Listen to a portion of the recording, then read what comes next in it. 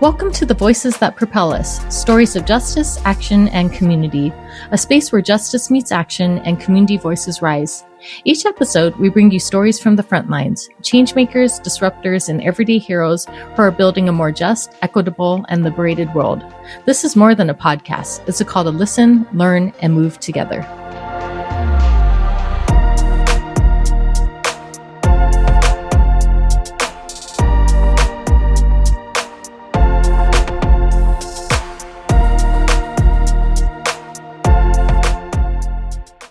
You're just listening to music from the incredibly talented Stephen Kong. You can find him on Spotify and Bandcamp. Today we have with us Stephen Scott Eichenblatt. Stephen is a graduate of Florida State University and the University of Florida College of Law. A practicing attorney with Page and Eichenblatt and father of 5, he has spent over 30 years advocating for children as a pro bono guardian ad litem and representing families of first responders killed on 9/11. He lives with his wife Melissa Ross in Orlando, Florida.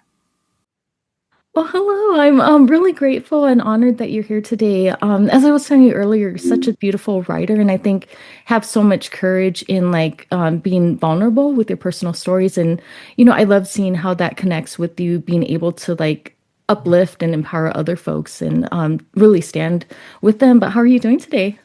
I'm doing well, and thank you, Denise, for having me on the show. I'm excited to talk with you and share my journey and hope that the listeners get a lot out of it and get some help out of it too. Yes, wonderful. No, I'm excited to see where this conversation will go. So just to start off, your memoir begins with profound childhood trauma. So when you look back at your younger self, what moment stands out as a turning point that set you on the path to advocacy and justice? Wow, that's a great question. So, and taking it a couple different ways, but I grew up in a very traumatic household where my biological father left, and it's a memoir, so there's plenty of surprises in the book and the story when you turn the page and crazy things happen, but I don't mind sharing a lot of that just to make the point for the listeners, because I know as much as I want everybody to buy my book, not everybody will, but the story is pretty compelling. My family got blown apart, basically. My biological father left. I was adopted by, we call it the stepfather from hell. It was like a very, very difficult man. And the way I coped, and there was 9 of us in a smaller house. And the way I coped is from a very early age, I was a really good reader. I really love to read, and that kind of saved me. And later on, as I started getting in trouble in school and going through high school, my grades were terrible, but I could read, and so that helped me with test taking and everything else. And the reading is is definitely part of what inspired me to understand that I want to help other people. I want to prevent people from going through what I went through as a kid that got beat up by his father, that was in a lot of fights, that had a lot of trauma. But I want to help other people understand that you can't spend your life as a victim. You need to turn it into some kind of victory. So reading books was sort of my way out. It was definitely my way out. And I used to love, and I don't know this is an old reference, but somebody bought me a book. Is written by Horatio Alger, who is a long writer from years and years and years ago, and that's all the books about these, the stories of the newspaper kid who's homeless that overcomes adversity, or the orphan who overcomes adversity and meets a long lost relative, and I used to love those really inspirational stories, and that's something that built up inside of me, that I want to be that kid. I want to turn something into myself. I want to help other people. It was kind of always inside of me. And then as the years went by, in books, of course, you're escaping. And for me, I would literally have to hide in the closet with my books to escape all the turmoil going on around me.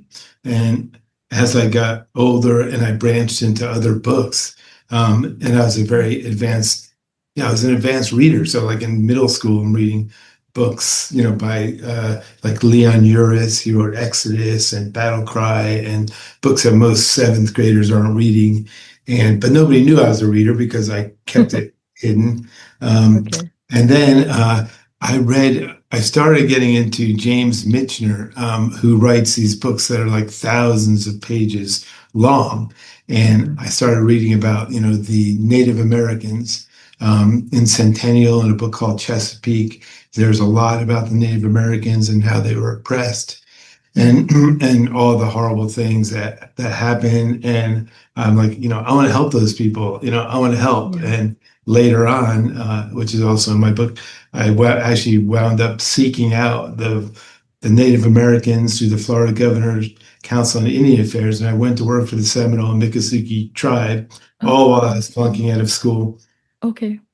So I also read The Source, which is a book about Israel, Mm-hmm. and that motivated me to actually move to Israel and want to join the IDF. And I lived on a kibbutz, which Okay. is, a lot of people understand what that is now since the October 7th stuff. So I really, from an early age, and I think through reading and trying to understand, what was going on around me, because there was a lot of, just trauma going on around me, that I don't want other kids to suffer the way I suffered, or other people. If I see something right, if I see something wrong, I want to turn it into something better. Yeah.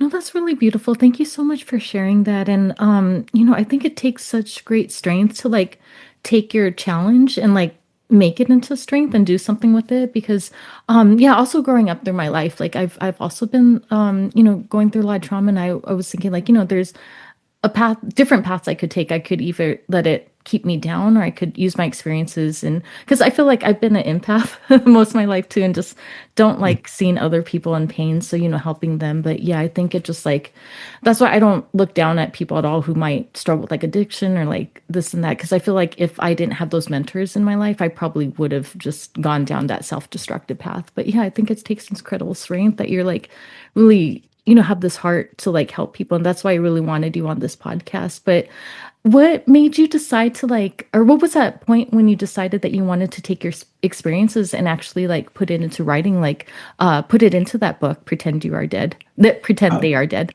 yeah, I went through I went through a lot of up and Mm. roller coaster relationships in my life. It I went through a couple of divorces. I Oh. realized that I had trouble with intimacy, really, just I had trouble relating to, the opposite sex. I Mm. had lots of guy friends, but I just couldn't get very close to women. And and in fact, being married twice in relationships where both of my ex-wives said, Steve would say the same thing, like, Mm. you're a really great person, you're a great dad, but you're disconnected. And I'd be Yeah. like, what does that mean, disconnected? And they'd be like, well, it's like you look like a deer in the headlights sometimes, or like you're not even present. You're just, Yeah. it's like, and I would like struggle to try to figure out, well, what is disconnection?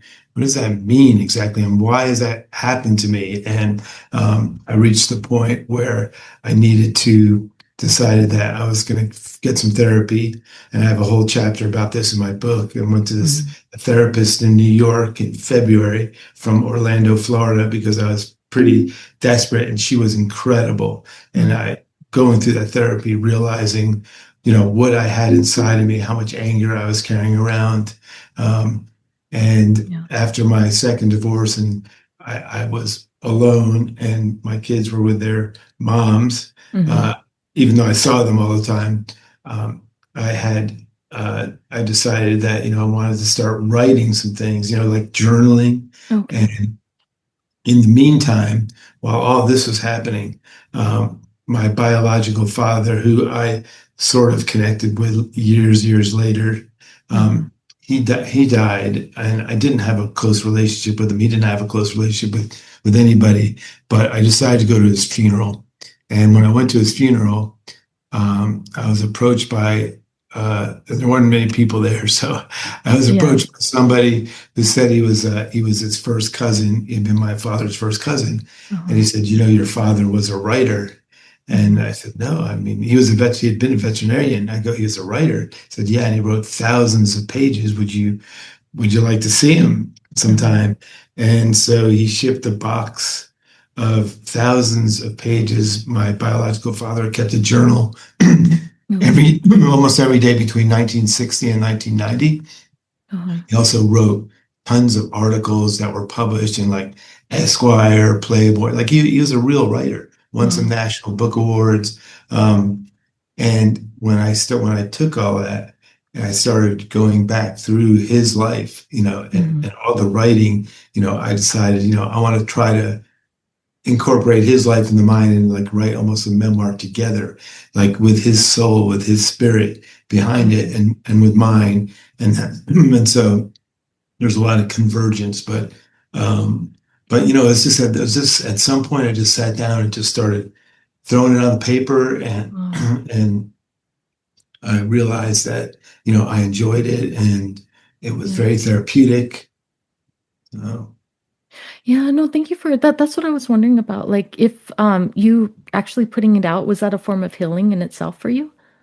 Yeah, I'm still, Mm. we're always healing. I'm not quite fixed, but Yeah. there's a lot. But That's a yes, lifelong journey. I struggle with it myself too. it's a Yeah. lifelong journey. But Yeah. recognizing that you have things that you can overcome, recognizing there's no perfect person, of course. And in today's world, especially, there's so much anxiety. I Yeah. see.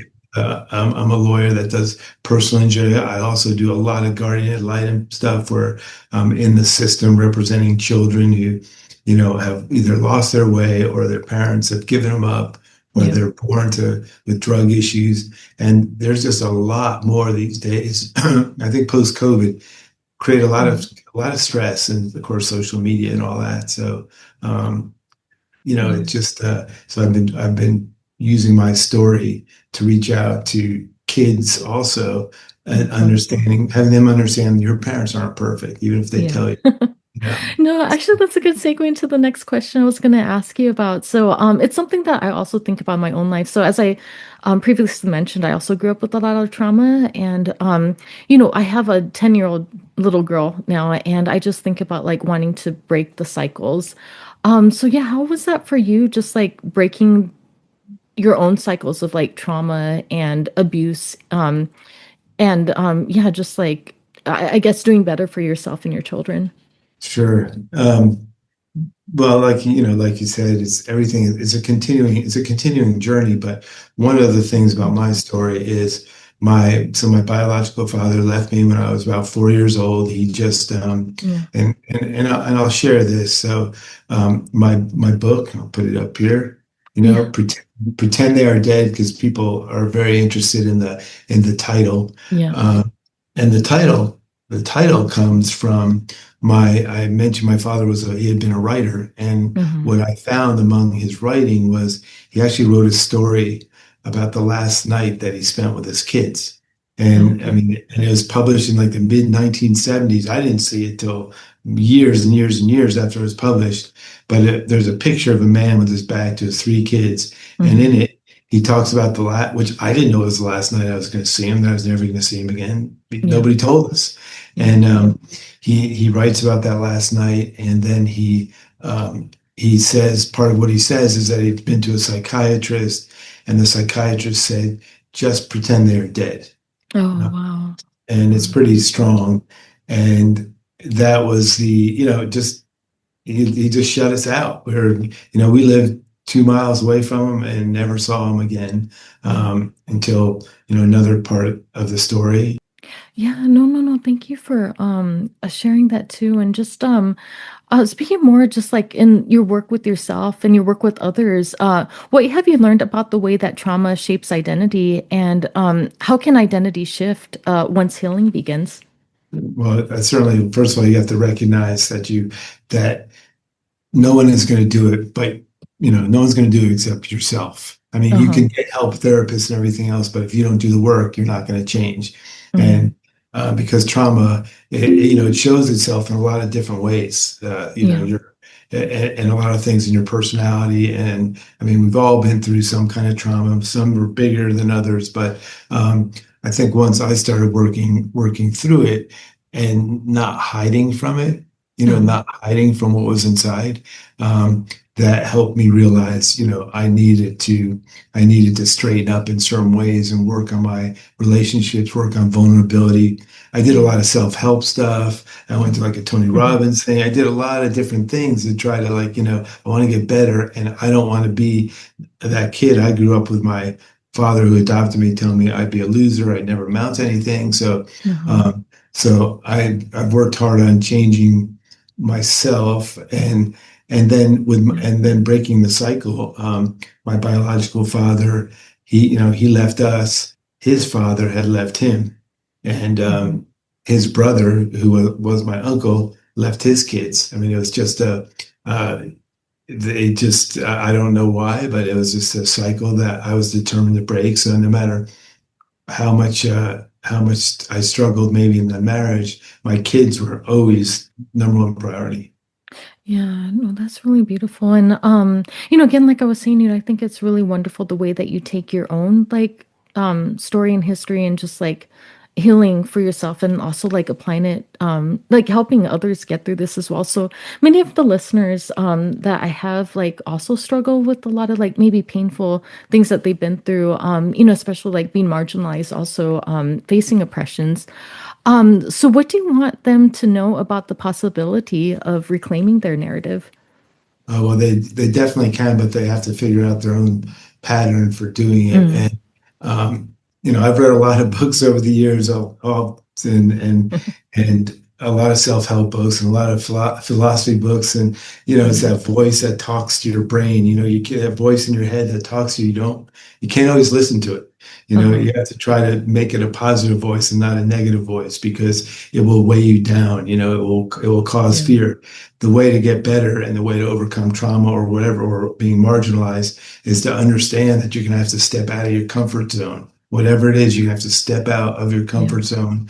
Um, and whether it's going to a therapist, because a lot of people are afraid to go to the therapist, or, Hmm. be put on medication, which, I'm not an advocate, but Yeah. but you need to step out of your comfort zone and realize what you're doing now it's not helping, and you need to do something different. And you need to recognize that, and you need to be able to share it with other people. Like, I think it's really important if you have mentors around you or close friendships that you can talk to about things and go to for advice. And Yeah. um, even though I've got a very successful law practice, my law partner and I have been together for 35 years, and I was always kind of the crazy one, and he's very stable, one Okay. marriage, three beautiful daughters, and I would always share with him, like go to him for advice. I looking for advice and willing to take it and listen to it, because and not always listen to that voice in your head. Um, Yeah. so No, that thank you for bringing that up. That's actually exactly what I wanted to talk about next. So, just in your work as a trial lawyer and guardian ad litem, what patterns have you seen in family systems that mirror your own experiences? uh, well, it's really sad, so the guardian ad litem in Florida, Uh, most of us are volunteers through the bar association, and you go down to the juvenile courthouse, and most of the time there are a lot of children who are born to mothers who are teenagers, and they may yeah. have one or more kids, and they just leave the kids behind, and then these kids Yeah. are adopted into families, they're integrated into families. My family was an integrated, blended family, as they call it.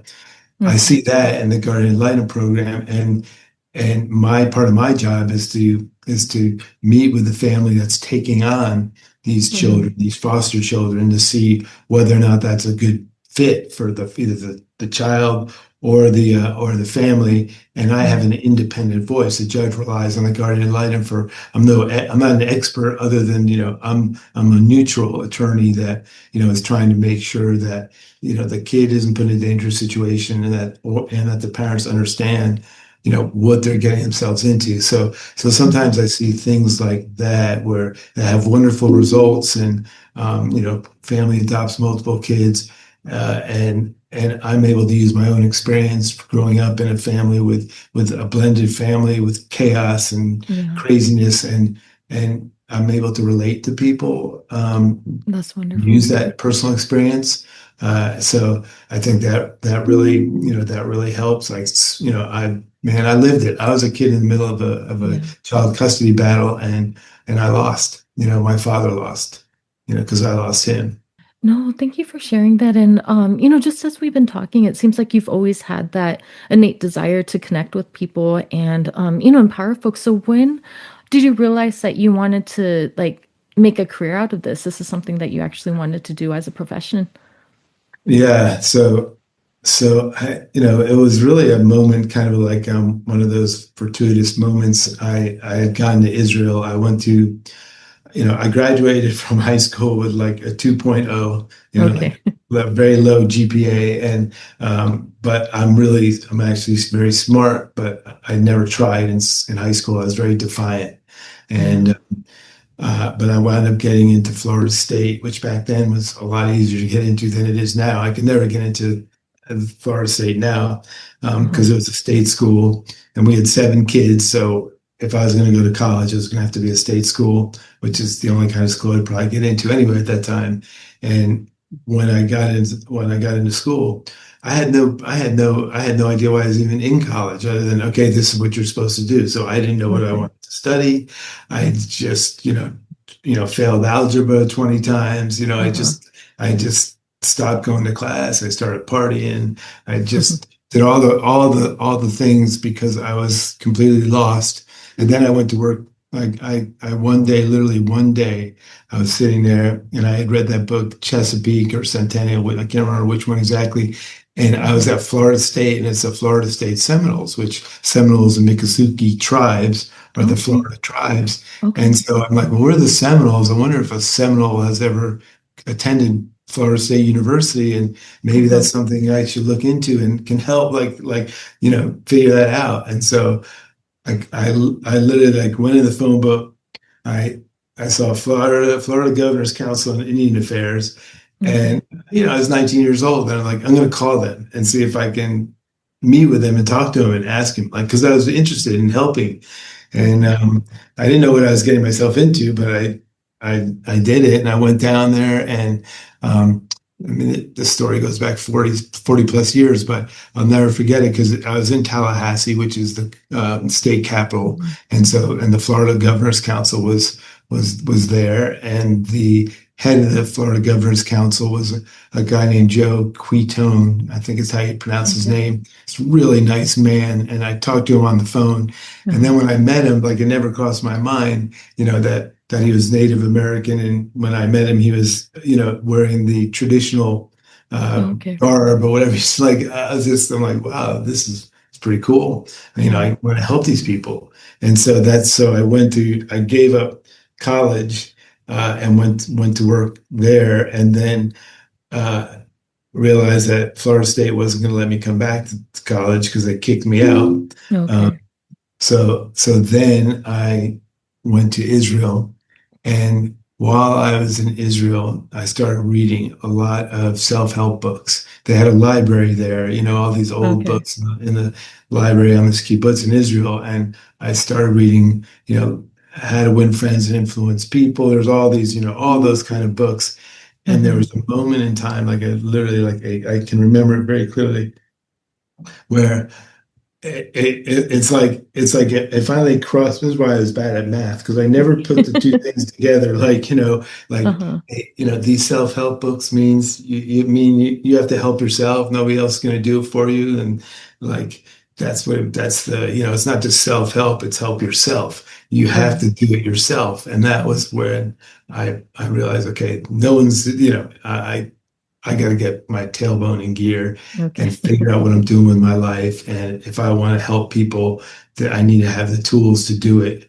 And so I went back to the States and got myself readmitted to college, and went to law Mhm. school. Okay, thank you for sharing that. So, yeah, I'd love to talk more about your work too. So, what does justice look like within the family system? And this is especially when legal justice isn't possible. It's justice is hard. It's hard to define. I mean, it's Mhm.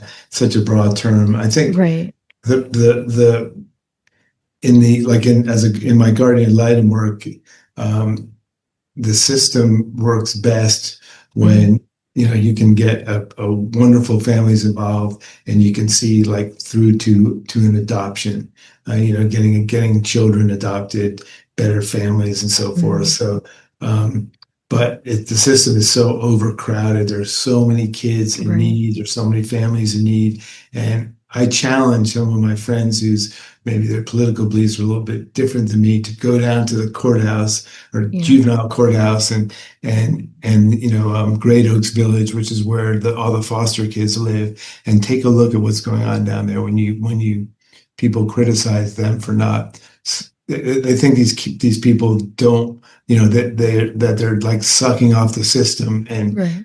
a lot of people don't understand unless you see it that a lot of folks have never been given the opportunities Yeah. that I've received, or they haven't figured things out, or maybe it's just a struggle. So finding justice in that scenario is hard. And then Yeah. if you're looking at a criminal case, I'm not sure what justice is when a kid is involved.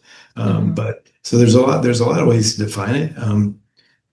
And I'm a karma guy too. I mean, I feel like I Right. feel if you do something, do the right thing, it's going to come back someday and help you.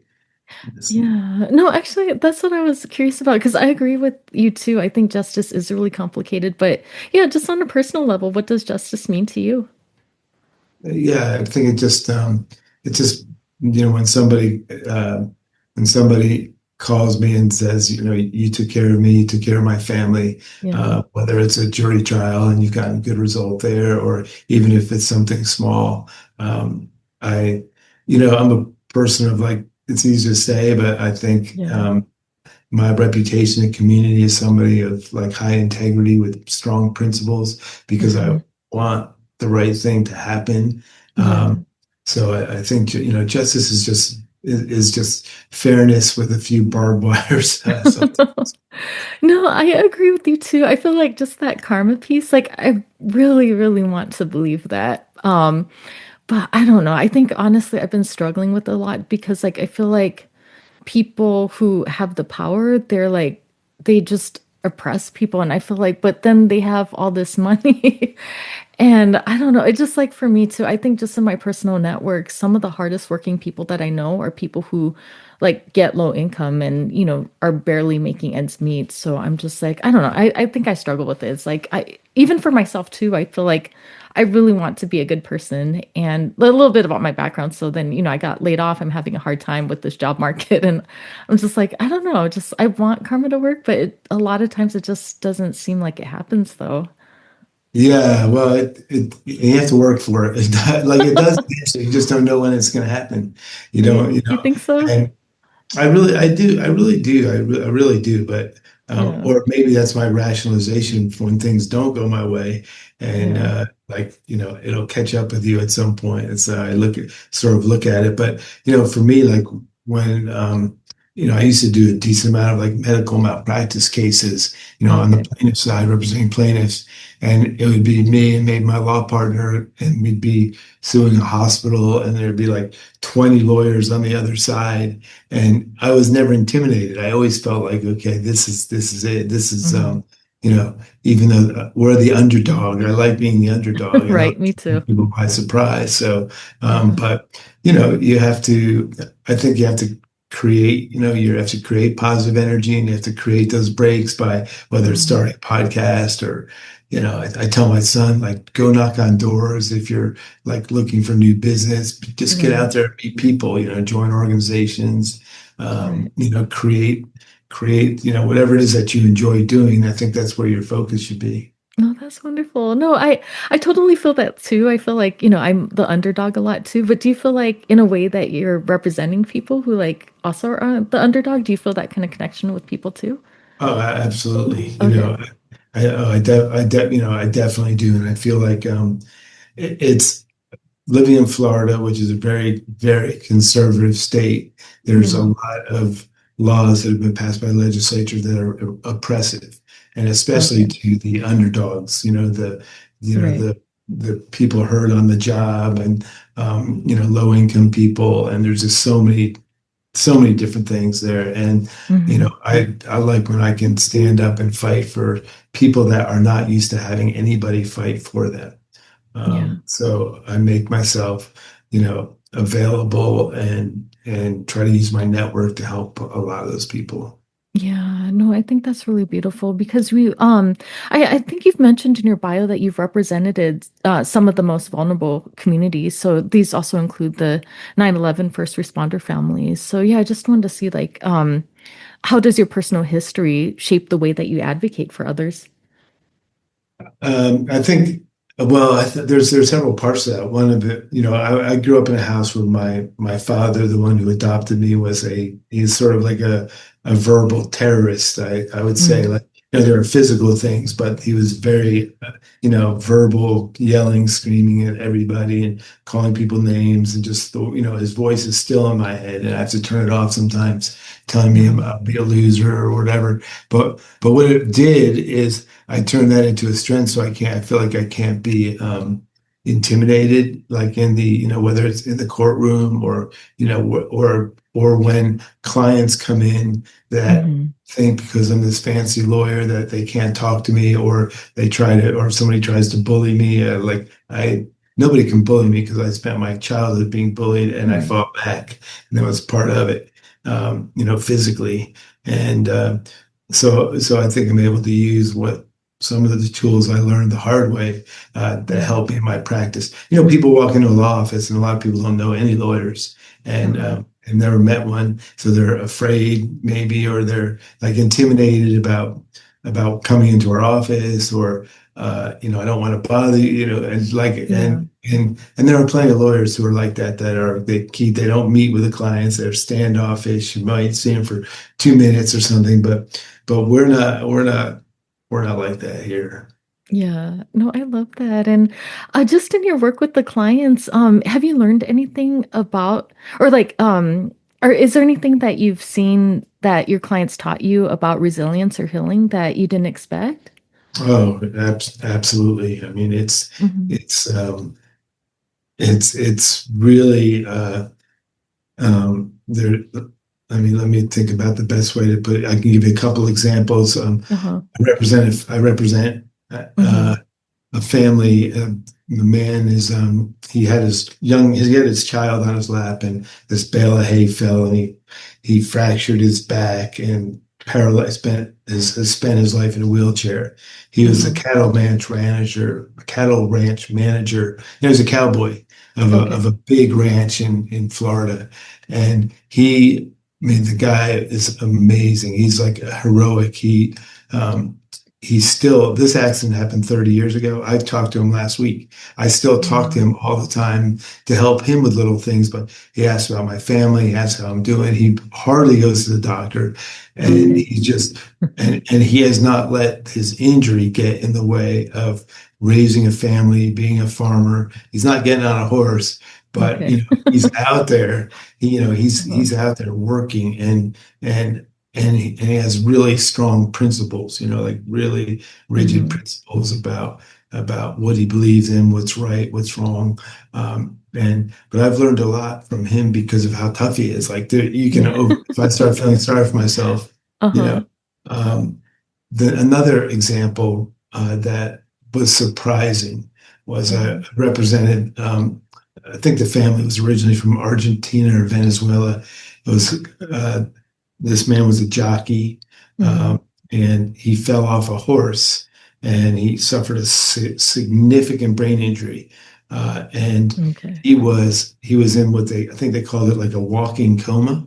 Oh, He wow. was his eyes were open and he could stand, but his brain was gone. Oh, Like no. it was gone, and he was somebody that should be institutionalized. That they're going to have to institutionalize for the rest of his life, and one day, and we settled his case, and I Okay. got close to the family. But I remember one day I was with my wife and we were in the mall, and Hmm. I see his wife walking up, and she's walking with him, and she sees me. Yeah, Steve, how you doing? And I said, well, how are you? And what's your, I can't remember her husband's name, but what's going on? She goes, oh, we brought him home. We Okay. we didn't want him in the hospital, so we brought him home, and now he's doing a lot better, and he needed 24-hour a day attendant care. I mean, he was like it's like a walking person with no Wow. brain, but he's Wow. walking around, and the love and the support that this family showed for this person. I mean, we can't get people in our country sometimes to take care of their elderly grandparents or parents. They Right. ship them away in some nursing home, but this family, they brought this man home, and it could not have been easy. And the love they showed was like incredible.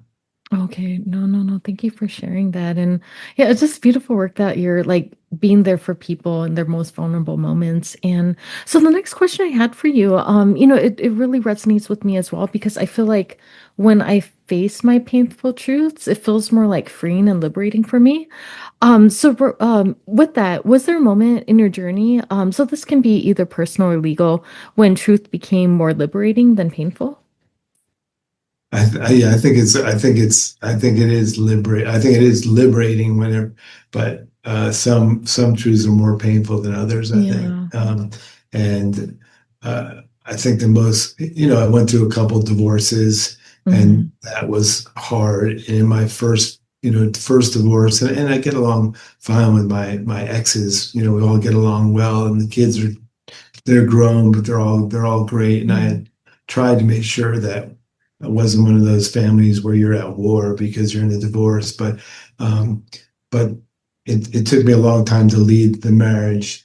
Uh, I stayed in it a lot longer than I should have because I didn't want to leave the kids. I didn't want to repeat the patterns. But when I did leave and I stepped away, that was and realized that was better for the kids for me to be gone than in the house. Yeah. That was liberating. So, it happens. Hard decisions. We all Yeah. procrastinate. We don't want to make them, and it's hard to face the reality sometimes. But once you do and you get it behind you, it's you feel a lot freer. Yeah. No, no, thank you for sharing that. And what do you hope that readers will walk away with after finishing your book? Uh, I think they'll walk away with an understanding that we all have Hmm. we all have trauma in our lives now or have been through trauma. Everybody has their own story. You don't know what's going on behind your next door neighbor's doors. I Hmm. kept my story secret for many, many years, 40 years. Uh, and so I think it's really important that for when you read the book to understand it's okay to be vulnerable. It's okay to share your truths. It's okay to go Yeah. to go to therapy. It's okay to confront your demons. We all have them, because left unchecked. I can tell you that one of the stories in my book, I had a lot of anger I carried Mm. around, and when I was in high school, I got in a very serious, violent attack. I attacked my father because Okay. he went too far, and I physically attacked him and almost killed Wow. him. Um, and I'm not that kind. It's like an out of body experience. So, I want people to understand it's okay to be vulnerable. It's okay to Yeah. recognize we all have our secrets and we all have our stuff, and not to Mm. listen to that voice in your head that says you can't do it. Know Yeah. that you can overcome anything, but you got to, if you're a marathoner, you got to cross the finish line. And that's really, how I feel. Yeah. Now, has there ever been a time for you when like one of your readers did actually talk about like how your story inspired them or helped them like get through something challenging? It has been amazing, Wow, really that's cool. amazing how many people have reached out to me, like from all phases of my life. I mean, just it's been an incredible journey, and I've had people contact me that who I don't. even know, or like I was contacted by a judge in Central Wow. Florida. I mean, he's a judge. I don't know him as a friend person, but he called me and he talked to me about my book and how somebody in his office had read it, said he had to read it, and and then he shared with me his own experience that his father had died when he was 2 years old, and he's Cuban. And he had to overcome so many things. Yeah. I got a message from a lawyer in North Carolina who I don't know, and he had been given a copy of my book by some other attorney, Yeah. and he sent a message saying, aside from liking, like really like the writing, but he said that he thought about my book while he was in court that day and the things that I had gone through, and it Yeah. inspired him in his hearing and it helped him. So, and they actually Oh, invited me to come up to UNC, University of North Carolina, Chapel Hill, and speak. So yeah. I was really so yeah. I'm hoping I continue to get the message out there and continue to help people. Oh, that's really cool. That's so wonderful. And yeah, I think even with this podcast, I feel like there's just this desire, like people want to tell their stories, but I feel like we keep getting messages that no, it's not okay to, tell your story, keep it professional, keep it to yourself. But I feel like people really want to tell their stories. So for example, even with this podcast, when I joined this pod match community, like I made it in a way like, I want to hear your stories and how that connects to social justice. I got like an influx of messages from people wanting to be on the podcast that this is a good problem. It was overwhelming, but actually in these messages, I've never met them. They're being like complete strangers and them talking to me about like their traumas and how it relates to their activism. And yeah, it just feels like people really want to tell their stories right now. But I think society often teaches us like, no, we got to keep it to ourselves. And that's what's really hard. Yeah, it's especially now with all this like partisanship and Yeah. real hatred in the universe. It's it's unbelievable how I have certain friends who I can't even I don't go around talking about politics or whatever, Yeah.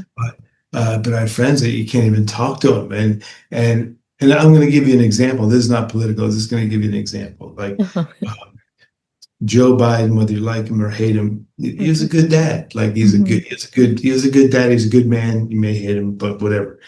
But I have friends, like Catholic friends who grew up like as the Bidens did, who just hate his guts, like hate him because they're Republicans and he's a Democrat, and they just, if you're a Democrat, you must be they fall into this certain pattern. And I'm like, why do you hate him? I mean, I understand, like, why do you hate Kamala Harris? But did you know her personally? Did she offend you? Right. I mean, that's okay. Her views are different, just like mine are different. But it doesn't have to come with hate, and the hatred causes anger inside, and that's how people get persecuted because they start judging others, and it's a real dangerous time in our country.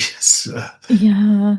No, I believe that too. And that's what I want to do with the podcast too. Cause like I feel like there's so much division. But actually I think that there's a lot of hope too. So something about me, I'm like, community means a lot to me. I think even raising my own daughter, I really believe in the statement that it takes a village to raise a child. But just in your decades of legal work, where have you seen community make the biggest difference in a family or a child's life?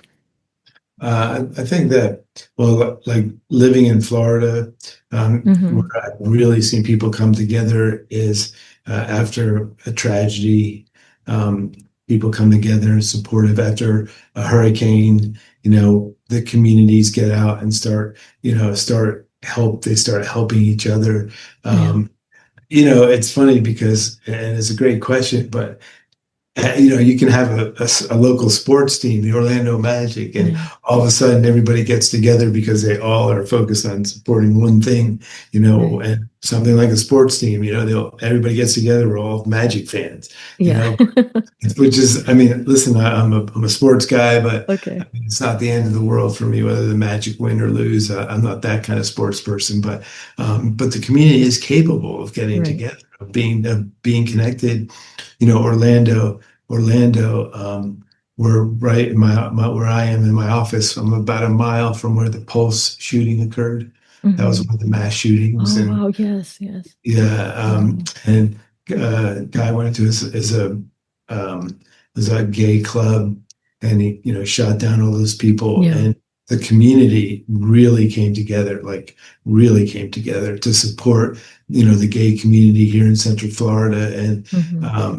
and was really that part was nice to see because it was such a horrible thing that happened, and our community really went to bat for the survivors.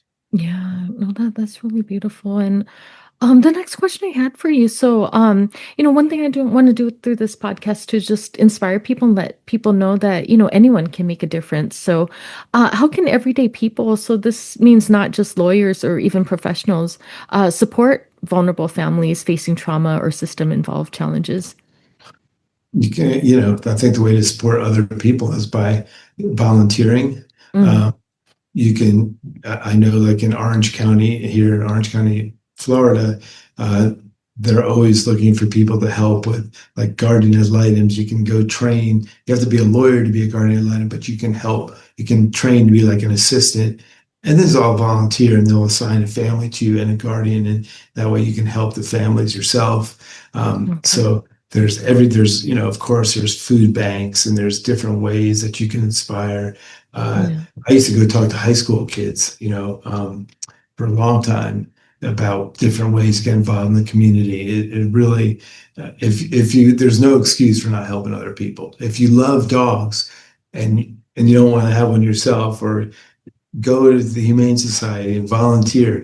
My brother does that. He walks. He gets great exercise because he's like a dog walker for the Humane Okay. Society. Oh, that's cool. Volunteer. I mean, there's just so Beautiful. many things. Or if you're able to volunteer to go, help with the elderly who are sitting there alone and just want company because they don't get visitors. There's I know people that do that. So there's a lot of different people say they want to go help, but then they don't. And Right. you can write a check. I know it's easy to write a check, but it's not the same.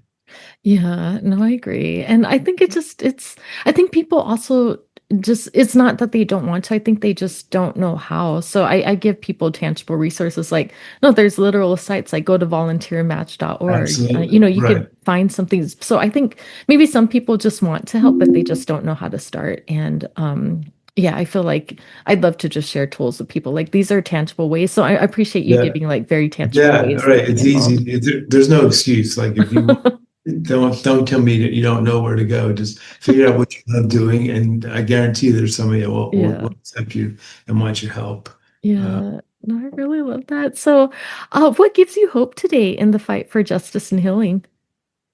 I think, boy, that's looking at it intellectually from how our Supreme Court is doing. I feel somewhat optimistic that things are starting to turn, and that they're honoring the Constitution Hmm. and protecting the Constitution. So that that definitely gives me some hope. I mean, our system works, Yeah. and there are some incredible judges. Put politics aside, these are brilliant people, brilliant men and women that sit on the Supreme Court. They really are, and I feel like ultimately they will do the right thing when it comes to some of these big decisions.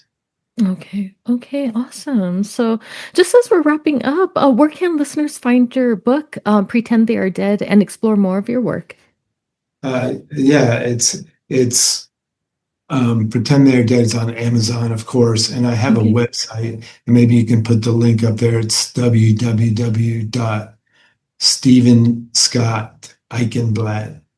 www.stevenscotteichenblatt.com. It's not an Okay. easy thing to spell, but you Uh-huh. can you can find it. You can find it, and I think you'll be inspired by what you read, and you can always reach out to me if you're looking for resources yourself to get help in the community, or volunteer opportunities, or have questions, or are curious. You can always reach out to me, email me, and I will respond. I like helping people and connecting. Okay, perfect. No, I'll make sure that your website is included in your bio too. So, what final message would you like to leave with listeners who are trying to transform their own pain into purpose?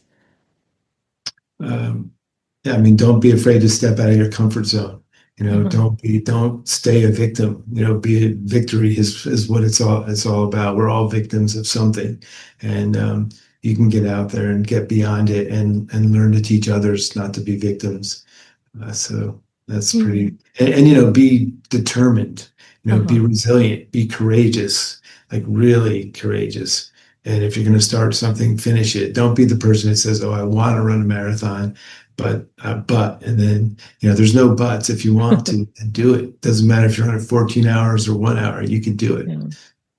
Yeah, no, thank you. And I truly hope that your story of resilience and just strength like will inspire others. But yeah, thank you again for your time. I had such a wonderful time talking with you today. Yeah, no, I enjoyed it. I enjoy the questions. Uh, Those are really good questions. So, um, but yeah, you're going to help a lot of people by getting your message out, I think. No, and same with you too. I feel like that's why yeah, I love like communities, even like Podmatch, being able to connect like-minded individuals. That's what really attracted me to this community because yeah, I think that like there's a lot going on, but even with this podcast, I want to show people there's a lot of people doing good work out there. I feel like we just need to find each other and connect and Yeah, support each other through this hard time. yeah, no, absolutely. Well, good luck, and reach out if you ever need me to speak again, or you want to talk Yeah. again, or No, definitely. You're always whatever. welcome back anytime you'd like. Well, I appreciate it. Okay, Uh, thank you. Well, I hope you have a good rest of your day. yeah, yeah, you too. You Okay, take. thank you. Okay, bye. Bye.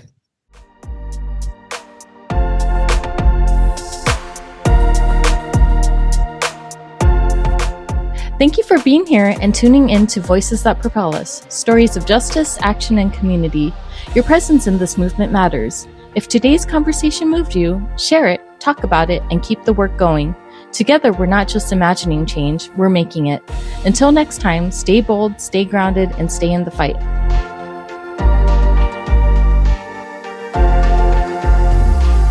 Every time I feel so mad